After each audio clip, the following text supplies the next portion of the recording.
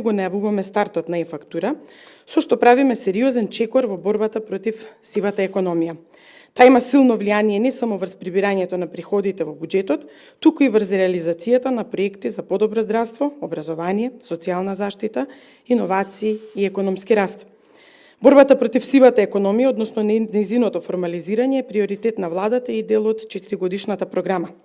Проценките на Светска банка, ММФ и Европската комисија укажува дека сивата економија во земјава изнесува околу 30% од бруто домашниот производ, што е над просекот на Европската унија. Затоа ни е потребен системски пристап со мерки што ќе бидат од заеднички интерес и за државата и за бизнис заедницата.